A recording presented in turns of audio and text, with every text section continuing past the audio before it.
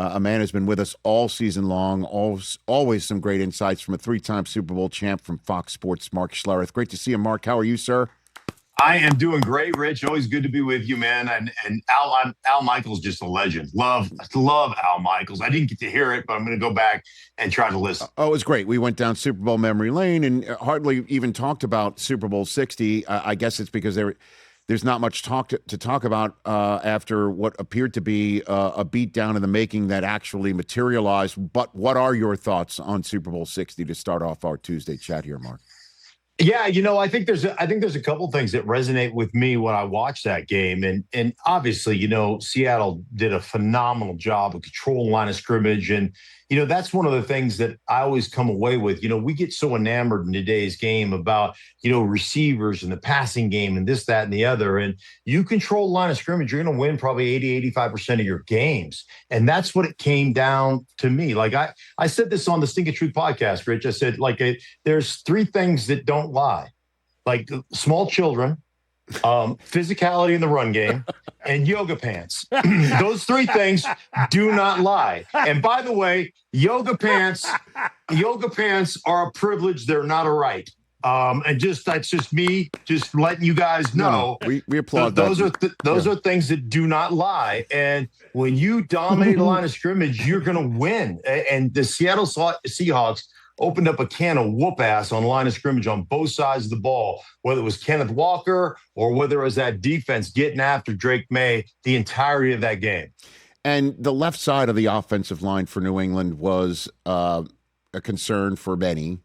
And I'm just wondering if there was a moment, because you know how the way coaches talk to each other, that watching film, Vrabel and Josh McDaniels watching what Seattle's been doing over the last few weeks, certainly in the playoffs, how to look at each other and go, okay, this has got to be the plan of our lives here, because we're in trouble. Do you think that sort of self-scout took place prior to Super Bowl 60, Mark? Oh, I'm sure. And that was one of the things that was frustrating watching the game, because I think Josh McDaniels is a phenomenal coach. But I say this all the time, man. Put a guy in a position to lose. Don't be surprised when he loses, because you're the dumbass that put him in that position. And Will Campbell couldn't hold up in that game. And so what was the adjustment? What were you doing? I mean, the Seahawks, give them credit. Mike McDonald did a great job of attacking their protections. And one of the things he did was there was a lot of blitz, Witherspoon coming off the right side of the line of scrimmage. What happens when you do that? Well, what happens is you put tight ends over there, you put a running back over there, you turn protection that way. And what does that leave in response? It leaves the left side of your offensive line where there's two rookies one-on-one. And they were in those positions so many times. Will Campbell gave up 14 pressures. And listen, man, like that's one of those things that you look at and you say, okay, what are you doing to support that? How come you only ran the ball 13 times when it was 6-0 through the majority of the first half? How come how come you didn't counter some of the upfield pressure with a trap or something of that nature?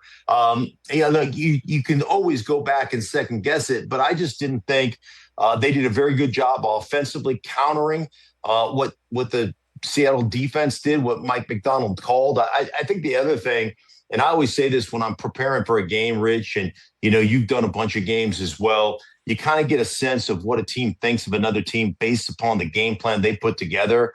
And they're bringing pressure and they're playing man-to-man coverage behind it. And it was the equivalent of Globo Gym, where they said, we're better than you, and we know it. And there was nothing the New England Patriots had. They had no answers for the Seattle Seahawks defense. They were tremendous. For me, a lot of fun to watch. I know a lot of people thought it was a boring Super Bowl, but for me, it was fun to watch them get after Drake May and the New England offense. Well, that's why I'm wondering, were there any answers? I know you're just like, quick game, traps, this, that. I don't. Yeah. I just don't know if there were any answers, and that if you run this thing 100 times, maybe one or two times you get one of those throws that Darnold made deep in his own end towards the end of the first half. Maybe one of them gets tipped and picked. Maybe you have one of those moments. I don't know. It just seems like What what were the answers right. to the test? Well, Mark? one of the things I would tell you is get into empty, get both of your edges, secured with tight ends, and make sure at least you stop those initial edges. At least you help a guy like Will Campbell right off the bat. I mean, at what point, if you're coaching on that staff, at what point did you think all of a sudden Will Campbell was going to figure it out? Was it midway through the third quarter? Like all of a sudden he was going to have an epiphany where he's like, "Oh yeah, you know what? Nope. These things hanging out of my shoulder pads, those are arms, and I'm going to have to start using them to block people." Like, at what point did you think he was going to come up with an answer for himself? He wasn't. So you, as a coaching staff, are going to have to come up with that answer, and they just never. It was as though offensively they were shell shocked, and the answer was, "Hey, if our defense could get a pick six, maybe." Or create a couple of turnovers, then maybe we have a chance to win this game. But clearly Seattle was the better team, and they've been the best team in football for about the last 4 or 5 weeks of the regular season and throughout the playoffs, no question about it. Well, and again, Mark Schlereth, from your experiences, and we talked about it before the Super Bowl as well, that it is an offensive lineman's worst nightmare to hear his name called as much as you've called Will Campbell's name here. Yeah. And so what advice would you have for Will Campbell, Mark? Well, I think there's just technically, there's a lot of things technically that he could be better at.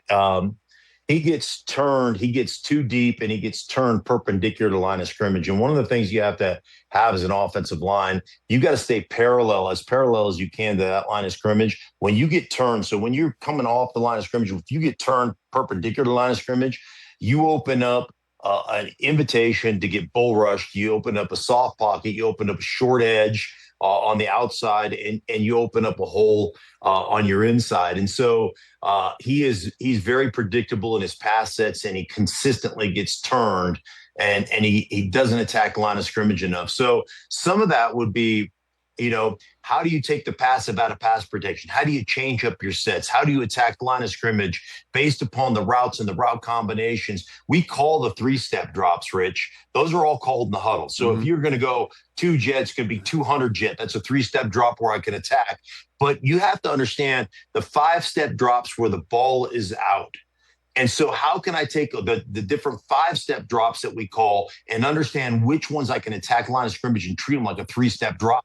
And so I can go take the passive out of pass protection. I can become the aggressor in those situations. So those are things that come with maturity, that come with growing in the offense, that come with understanding when you can take those chances, when you can take the fight, to the defensive line. One of the things I always thought when I was struggling in a game, and it may not look pretty on film, but I was just going to turn it into a street fight.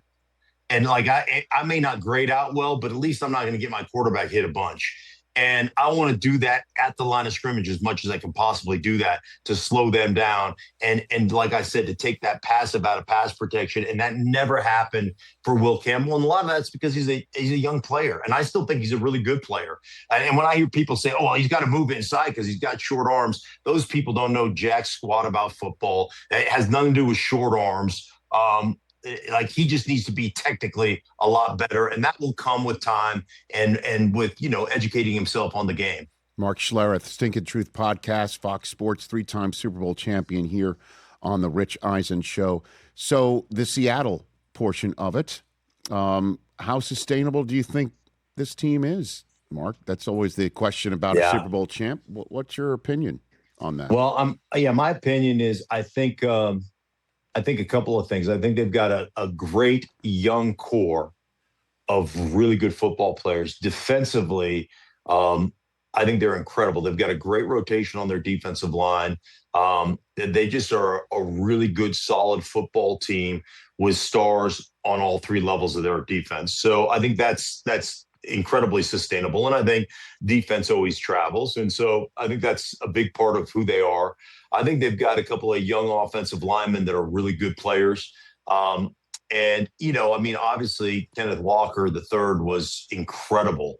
And his ability to just play, they're running tight inside zone stuff, like 14, 15, handoff where he like walks up the line of scrimmage. It's just the most remarkable thing. He's like standing straight up. He like literally walks to the line of scrimmage, gets everybody to suck in, and then bounces something to the outside and is so explosive. Yeah. Like he's got that unique combination of just power, quickness, but just that speed.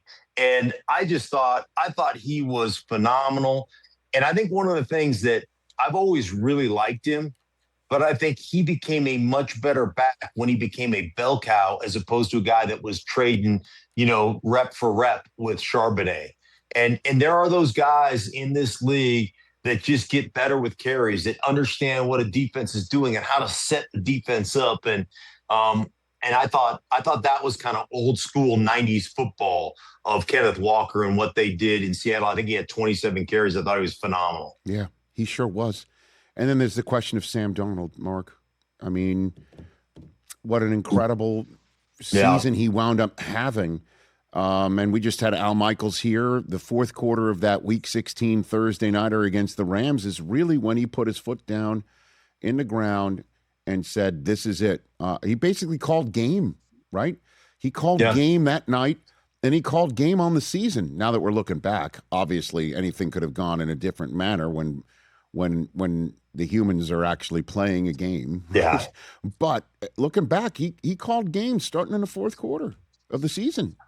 Rich, I thought, I thought just overall with Sam Darnold, first off, man, he is baptism through fire, man. That guy's heard it all about being a bust and being no good and getting bounced from team to team to team.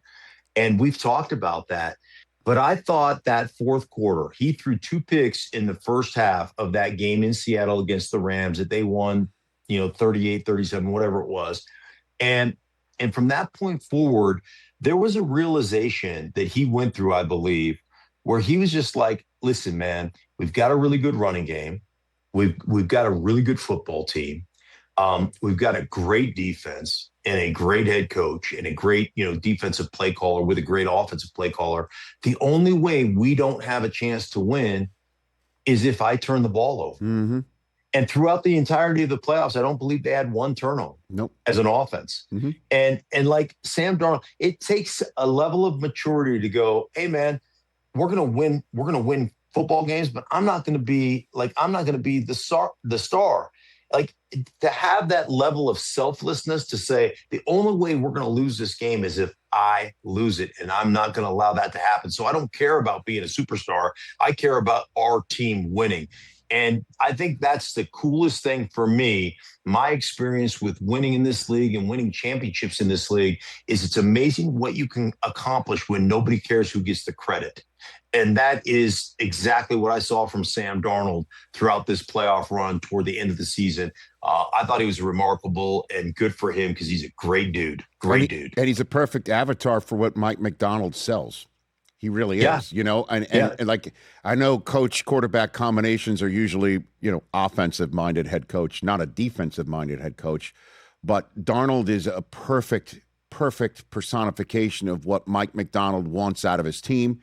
And on top of it, just to, I guess, bring all of our conversation for the year full circle, only one team, Mark Schlereth, in the playoffs had 0 fourth down attempts on offense. 0. Didn't one time go for it. Yeah. You want to guess which team that was, Mark Schlereth? I'm going to say it was the Seattle Seahawks. That is correct. Yeah. Not one time. Yeah. And they got 13 points off of the failed fourth down attempts of their opponents. And they didn't turn it over, and they ran the ball. The MVP of the Super Bowl was a running back. Soup to nuts. It was excellent at every spot. Every spot. And let me just say this about Mike McDonald. I think this is really hard for a young coach, and he's in his second year as a head coach. But he has the ability to be relational, but be demanding. And I say this all the time, Rich, about coaches in general and the coaches that have success. And I played for Joe Gibbs. I played for Mike Shanahan, 2 of the great coaches in this league and the history of this league. they have this. I always talk about this fear factor of coaches, and two types of fear: biblical fear, which is awesome reverence and respect. You have to have respect for those guys, and you have to know like they're in charge. And then just straight up fear, like they'll cut you in a heartbeat, and they're demanding. And if you don't do what they're asked, you don't get to play. And for Mike McDonald, just having that kind of connection with his players and basically saying, if you don't play the style of football that I require, guess what? You don't get to play. And he established that from day one when he took over that program. And you could see just the value of having a guy that has those two types of fear, and he has those two types of fear without question. All right, before I let you go, Mark Schlereth, 2 sports talk radio questions. Yeah. To end our conversation. All right. Okay, great. First one, the team watching the result of Super Bowl 60 that is kicking themselves the most for not being there because they think they have a chance to win it. I'll give you various ones. There's Minnesota, obviously. Mm-hmm. There's Denver. I know Bo Nix got hurt. Mm-hmm. They're the Rams. You've got anybody else in the AFC? I guess the Chiefs even. The Chiefs might be sitting there going, any of our last few years, right? Eagles could be sitting there also. Which one do you think is kicking themselves this Tuesday morning the most, Mark? Probably the Broncos, but the Broncos were going to play with a backup quarterback. I do think the Rams look at their last couple of games with the Seahawks and going, man, like offensively, we put it on that defense. We scored, 37 points in the regular season game and whatever they scored in the playoffs. Like we put it on them. And there's another team that bypassed a field goal to give them an opportunity to win by going for it on 4th down. So it's probably more than even the Broncos. It'd probably be the Rams. Mm-hmm. Because they thought that. So you do believe the NFC Championship game turned out to be a de facto Super Bowl? Whoever won. No, I don't think there's any question. Those are the two best. I think the Rams and the Seahawks are the two best teams in football. Okay. Last one is a poll question that's at Rich Eisen Show on the X machine. Read it to Mark Schlereth, Chris Brockman. All right, Mark. Who wins more Super Bowls in their career? The last 2 winning quarterbacks, Sam Darnold, Jalen Hurts, or the previous 2 MVPs, Josh Allen, Lamar Jackson? Which one of those 4 winds up? Ooh, that's a great question. I would still go with, I know they haven't won it, but Lamar Jackson and Josh Allen. But you can only choose one. Sorry, sir. Yeah, you can only choose. Oh, I can only choose one. Yeah, it's not a grouping. It's not a grouping. Yeah, you have to choose one of the last 2 Super Bowl quarterbacks to win it, or the last quarterbacks prior to this year to win the MVP. What do you got? Woo, man, that's great. Okay, I'll go Sam Darnold then because he's just got a better football team around him. How about that? Yeah, but the Eagles, right? I mean, you don't think the Eagles could? The Eagles seem so dysfunctional, Rich. But that's their oxygen, isn't it? Their love language. I don't know. Here, I'll give. This is just for New England Patriot fans. Okay. Because I know you're hurting right now, and I just want to say the one positive thing that came out of the Super Bowl, and I think it's a big one. As a dude, I think it's a big one. Vrabel didn't have to cut off his hoo-ha. So you can take that away. Like, that's a really positive thing if you're a Patriot fan. I think you left one thing off the list of what doesn't lie, Mark, and that's you. Yeah, exactly. Am I wrong? Exactly. Am I wrong? Kids say the darndest things. Stink says the darndest things right here.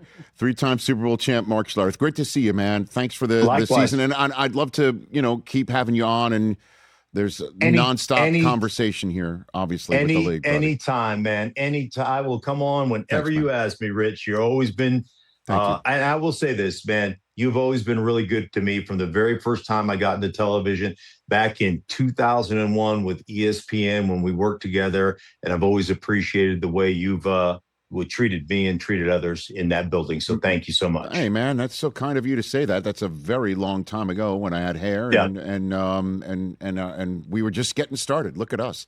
And I didn't have any gray in my beard at that time. The Stinkin Truth podcast with Mark Schlereth, wherever you get your podcasts, and of course on Fox Sports. Mark, thanks for the time, brother. You be well. You got it, Rich. Take care, buddy. That's 3-time Super Bowl champ Mark Schlereth. Hey, you made it all the way to the end. Thanks for that. Check us out every single day streaming live on Disney Plus and the ESPN app 12 to 3 Eastern.